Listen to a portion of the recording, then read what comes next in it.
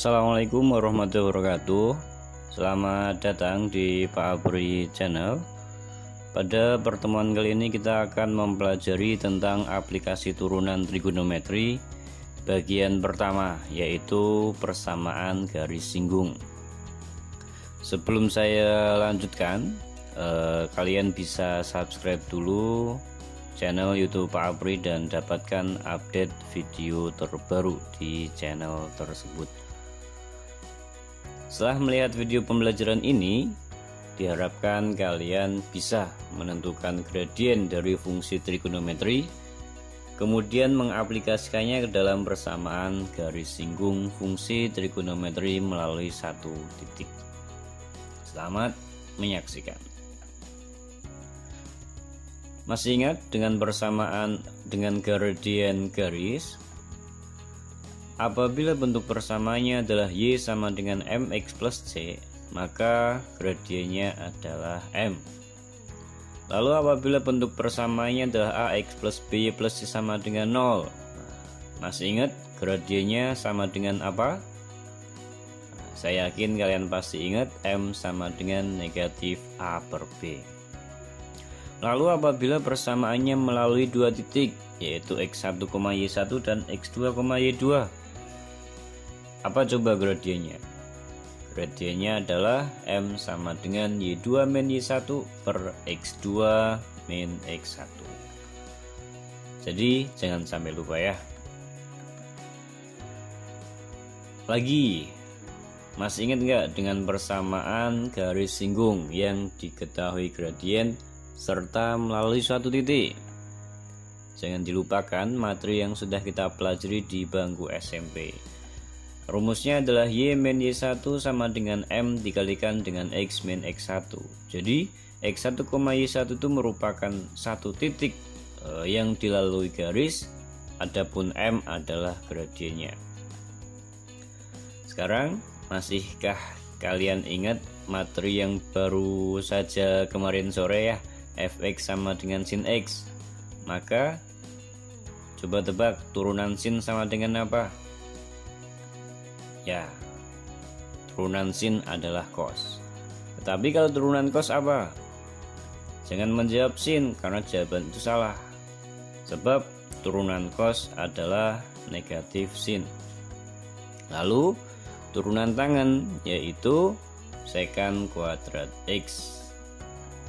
Selanjutnya turunan kosekan X. Nah, kosekan itu adalah 1 per sin. Sehingga turunan dari kosekan X adalah negatif kosekan X dikalikan dengan kotangen X. Lalu kalau secant X, turunan pertamanya apa? Secant itu adalah 1 per cos. Turunannya adalah secant X dikalikan dengan tangen X. Dan yang terakhir adalah kotangen X. Kotangen X itu turunannya adalah secant kuadrat X. Oke. Saya akan bawa kalian ke beberapa tahun yang lalu tentang persamaan garis singgung, hanya saja fungsinya adalah fungsi aljabar. Nah, coba perhatikan permasalahan berikut. Tentukan gradien garis Fx sama dengan 3x kuadrat min 5 yang melalui titik 1, negatif 2. Lalu tentukan persamaan garis singgungnya. Nah, kita data dulu, kita kumpulkan data yang ada pada permasalahan tersebut, yaitu Fx sama dengan 3x kuadrat min 5. Lalu titiknya X1, Y1 adalah 1, negatif 2. Nah, setelah itu kita tentukan gradien atau M sama dengan turunan pertama dari F, lalu kita substitusikan X1-nya ya.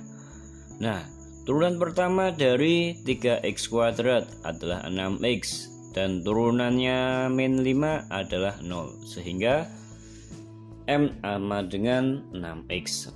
Lalu kita substitusikan X1-nya. X1-nya adalah 1, maka 6 kali 1 sama dengan 6. Selanjutnya kita masukkan ke dalam rumus persamaan garis singgung. Y min Y1 sama dengan M dikalikan dengan X min X1. Hati-hati karena Y1 nya adalah negatif 2, maka di situ ada negatif ketemu dengan negatif. Nah, hati-hati ya. Sehingga hasilnya adalah positif. Nah, Y plus 2 sama dengan, ini kita kita distributifkan. 6 kali X adalah 6X, 6 kali negatif 1 adalah negatif 6. Sehingga Y sama dengan 6X dikurangi dengan 6 dikurangi lagi dengan 2. Y sama dengan 6X dikurangi 8, atau 6X min Y min 8 sama dengan 0. Nggak ada masalah, sama saja atas maupun yang bawah. Nah, sekarang apabila persamaannya adalah trigonometri, tentukan gradien garis fx sama dengan 3 cos kuadrat x yang melalui titik pi per 4, 3 per 2. Lalu tentukan persamaan garis singgungnya. Yang pertama, kita data dulu dari permasalahan tersebut bahwa fx-nya atau fungsi x-nya adalah 3 cos kuadrat x. Lalu titik yang dilaluinya adalah x1, y1 yaitu pi per 4. Hati-hati, pi sama dengan berapa? Jangan sampai lupa, pi sama dengan 180 derajat. Kalau pi per 4 berarti berapa? Ya, 45 derajat. 3 per 2. Oke, setelah ini kita akan menentukan gradien atau M-nya. Nah, turunan dari 3 cos kuadrat X adalah 6 sin X cos X. Masih ingat bagaimana cara menurunkan fungsi trigonometri? Kalian bisa membuka-buka lagi video-video yang kemarin. Setelah ini kita substitusikan X1-nya. X1-nya berapa, Pak? X1-nya adalah pi per 4. Nah, kita substitusikan pi per 4 ke X, maka menjadi 6 sin pi per 4 dikalikan dengan cos pi per 4. Jangan sampai lupa, sin pi per 4 itu berapa? Setengah akar 2. Sama cos pi per 4 juga setengah akar 2. Kita kalikan, maka M sama dengan 6 kali setengah akar 2 kali setengah akar 2. Kita dapatkan M-nya sama dengan 3. Kalau kita sudah mendapatkan gradien atau M, maka selanjutnya kita tentukan persamaan garisnya. Rumusnya adalah Y min Y1 sama dengan M dikali X min X1. Kita substitusikan X1-nya adalah 3 per 2. Kemudian X1-nya adalah pi per 4. Nah, tinggal kita hitung secara aljabar. Y min 3 per 2 sama dengan 6 dikalikan dengan X min pi per 4. Kita distributifkan, 6 kali X 6X. 6 kali pi per 4 adalah 3 per 2 pi. Sehingga Y min 3 per 2 sama dengan 6X min 3 per 2 pi. Hasil akhirnya Y sama dengan 6X ditambah dengan 3 per 2 dikurangi dengan 3 per 2 pi. Jadi ini tandanya menjadi plus atau penambahan karena ini ada pengurangan yang pindah ruas ya, kayak gitu. Oke. Nah, dari dua soal itu saya akan menguji kalian. Coba tentukan gradien garis fx sama dengan 2 sin x yang melalui titik yang berabsis pi per 3. Hati-hati, di sini ada kata-kata absis. Absis itu apa? Absis adalah koordinat titik x. Kalau koordinat titik y apa, Pak? Kalau koordinat titik y namanya adalah ordinat tanpa k. Jadi di sini maksudnya berabsis pi per 3 itu artinya x sama dengan pi per 3. Jangan sampai lupa, pi sama dengan 180. Kalau pi per 3 berarti sama dengan 180 dibagi 3 yaitu 60. Lalu tentukan persamaan garis singgungnya. Kalian coba di buku kalian masing-masing, kemudian kalian bisa melanjutkan pembahasannya. Oke, diketahui fx sama dengan 4 sin x. Nah, mohon maaf ini ada kesalahan tulis ya. Ini bukan 2 sin x tetapi 4 sin x. Dan x1 nya, nah ini tadi sudah kita bahas sekilas. X1 itu adalah absis, yaitu pi per 3 atau 60 derajat. Sehingga y1 nya sama dengan kita masukkan ke fungsi x. Fx, x nya kita substitusikan dengan x1, yaitu pi per 3. Sehingga y1 sama dengan 4 sin pi per 3. Nah, sin 60 sama dengan berapa? Jangan sampai lupa ya, materi kelas 10. Sin 60 sama dengan setengah akar 3. Kita kalikan dengan 4, maka hasilnya adalah 2 akar 3. Selesai di sini? Oh tidak, ini kita baru menentukan x1 dan y1 nya. Setelah kita tahu fungsinya adalah 4 sin x, kemudian titiknya adalah pi per 3 dan 2 akar 3, maka langkah selanjutnya adalah kita tentukan gradien. M sama dengan f aksen x1. Turunan sin apa? Turunan sin adalah cos. Maka turunan 4 sin apa? Turunan 4 sin adalah 4 cos. Sehingga M sama dengan f aksen x1 nya kita substitusikan dengan pi per 3. Nah ini kurang per 3 nih.